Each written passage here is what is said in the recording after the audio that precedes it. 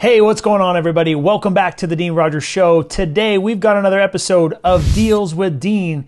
And on this episode, we had so much drama with the seller. Jerry Springer himself couldn't make it up. You're not going to want to miss it. Let's go.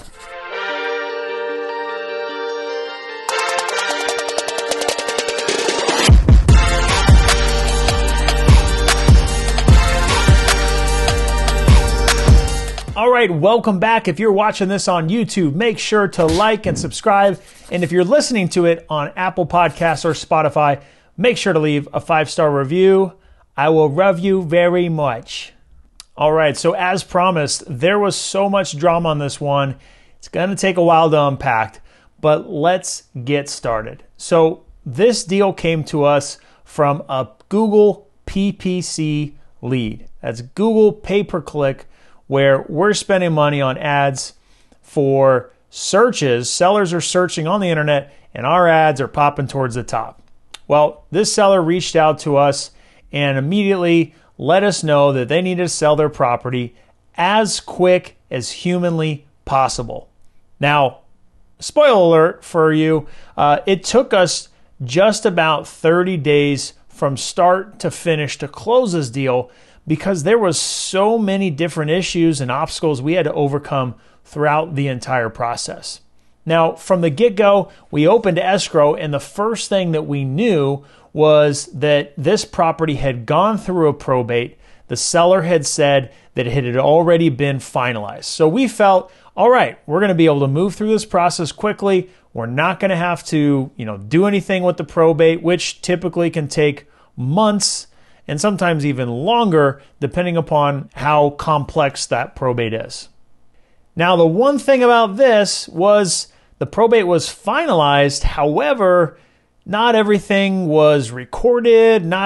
Just the paperwork wasn't quite adding up, and it started to get kind of messy and unclear what we needed to do next. On top of that, the seller was getting frustrated because they were certain that the probate had been finalized, and it was already really difficult to get a hold of the seller because their phone seemingly was not getting charged. Their phone charger was broken.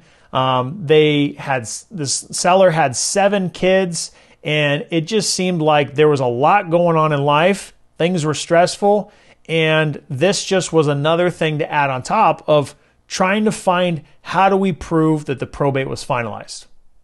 So we worked with escrow to find out what we needed, and ultimately it came down to make sure that the court documents from the probate were finalized, everything was signed, sealed, and delivered. So we needed the seller to help us out here because from what I remember, we weren't able to request the documents that were needed. The seller needed to actually do that themselves. So we told the seller, gave the seller instructions exactly what she needed to do, and that in itself seemed like it was going to be a difficult obstacle to overcome because she didn't have the funds to even drive to the courthouse, let alone pay the $20, $30, $40 to receive the documents proving that that was finalized. So through a series of Venmos and Cash Apps of making some payments to the seller, she was able to scrounge up some money to get to the courthouse and request the required documents. Now, we had to do this several times because not the right information was received the first time. We had to send her back a second and maybe even third time to really get exactly what we needed, so escrow knew and had the right documents that this probate was finalized and good to go.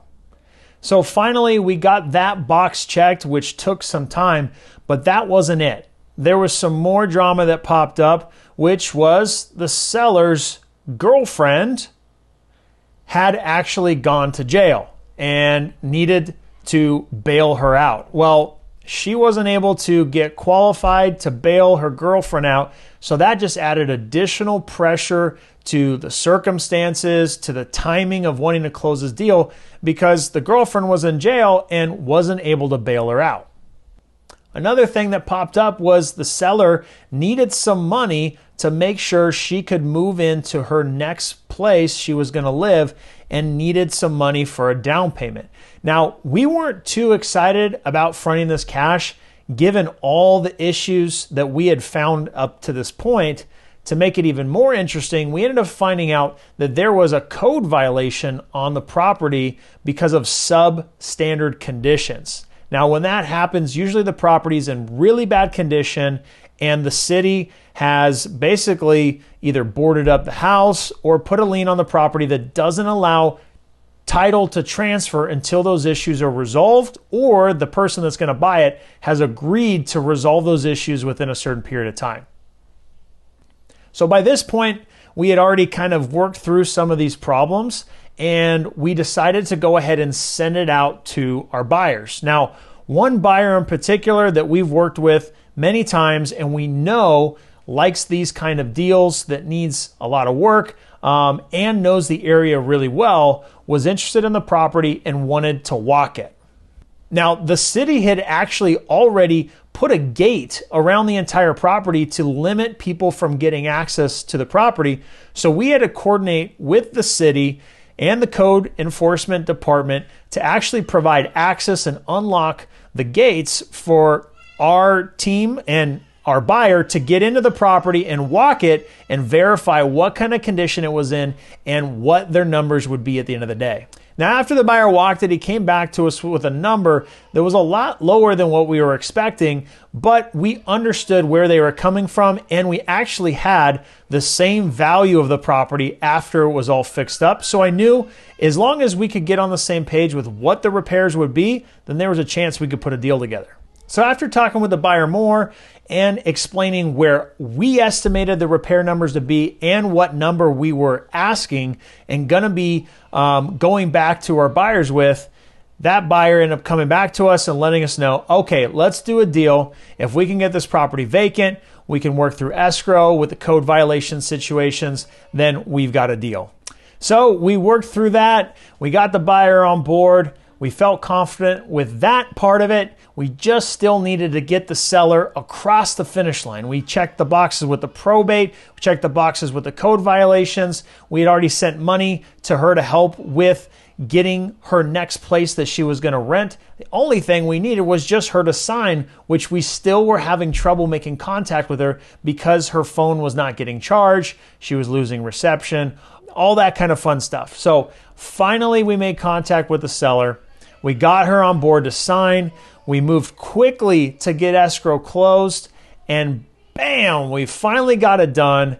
It was a lot of work, a lot of effort, and navigating the emotions of the seller. I mean, understandably, there was a lot going on in life, supercharged emotions, a lot of drama going on, but we were able to get it across the finish line. We ended up profiting on this deal $18,500. Really good profit, but more so, it felt really good to help the seller. She was going through a lot in life. This money was going to be really huge and life-changing for what was going on, and we were able to get it done. We got raving reviews from her and the girlfriend once everything had cleared, money hit the bank, and we were able to help them through this tough time. So all in all, this deal would have been much tougher and maybe even fallen apart if we didn't have our great team at escrow, if we didn't have the great team between our office manager or acquisition manager working together to problem solve, to handle and deal with the seller and everything that was going on, and ultimately get this deal across the finish line. So it took a real team effort and was a lot of fun to see it to the end. If you want to learn how to do deals just like this, you can go to deanrogers.com/coaching, or you can click the link in the description down below. Until next time, peace.